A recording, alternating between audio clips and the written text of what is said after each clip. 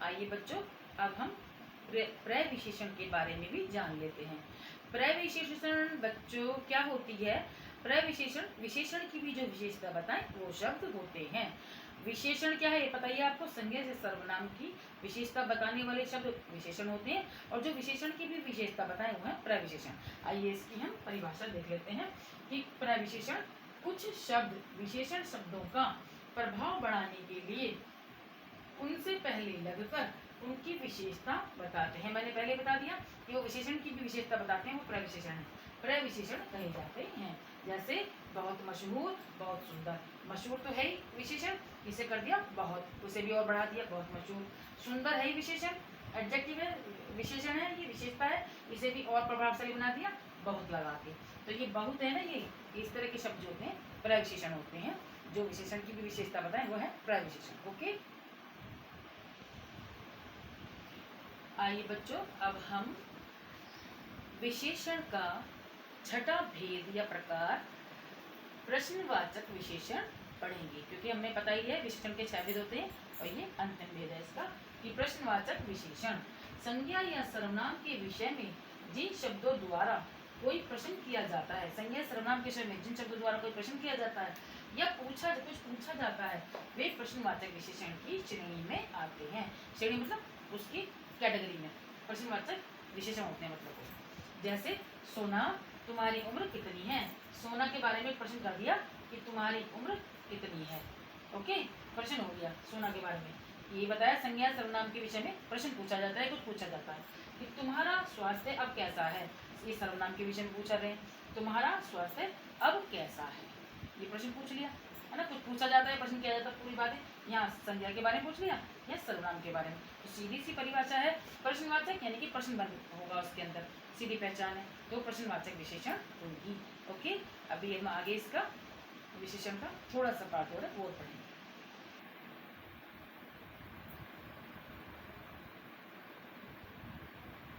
आइए बच्चों, अब हम विशेषण की तुलना भी देख लेते हैं। विशेषण की तुलना बच्चों 3 आधार पर की जाती है, उसको हम चार्ट के माध्यम से समझेंगे। तो विशेषण की तुलना, विशेषण की तुलना निम्नलिखित 3 आधार पर की जा सकती है, और ये विशेषण की 3 अवस्थाएं, इसका चार्ट है ये देखो। पहली है मूलावस्था, दूसरी उत्तरावस्था, तीसरी उत्तमावस्था। मूलावस्था को कहते हैं इंग्लिश में पॉजिटिव डिग्री, और उत्तरावस्था को कहेंगे कंपैरेटिव डिग्री, और उत्तमावस्था को कहेंगे सुपरलेटिव डिग्री।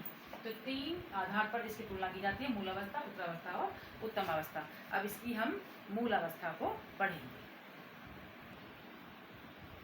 बच्चों, जैसा कि मैंने पहले बताया कि विशेषण की तुलना 3 आधार पर की जाती है, 3 अवस्थाओं में की जाती है, मूलावस्था, उत्तरावस्था और उत्तमावस्था।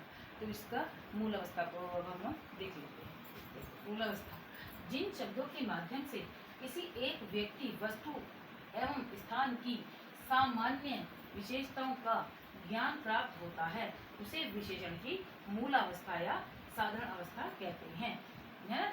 ये क्या कहा? व्यक्ति, वस्तु, स्थान की सामान्य विशेषताओं का पता चलता है। जैसे माउंट आबू एक सुंदर पहाड़ी और दर्शनीय स्थल है। माउंट आबू एक सुंदर पहाड़ी और दर्शनीय स्थल है, सीधी सीधी बात कह दी, सुंदर है वो और दर्शनीय है। दूसरी बात, नाचता हुआ मोर बड़ा सुंदर लगता है।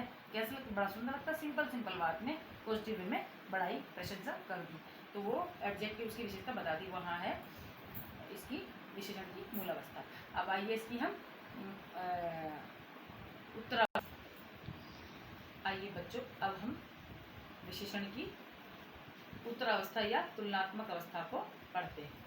उत्तरावस्था जिन शब्दों के द्वारा 2 व्यक्तियों, वस्तुओं या स्थानों की, यानी कि 2 होंगे, तुलनात्मक विशेषता बताई जाती है। स्थान, व्यक्ति, वस्तु 2 होंगे, तुलनात्मक विशेषता बताई जाती है, उसे उत्तरावस्था या तुलनात्मक अवस्था कहते हैं। ओके, जैसे मोहन की लंबाई राधिका से, देखिए मैंने बताया 2 में होगी, तो मोहन की लंबाई राधिका से, मोहन राधिका से लंबा बता देंगे। राधा के नंबर राजेश से अधिक है, समझ गए, राजेश से अधिक है।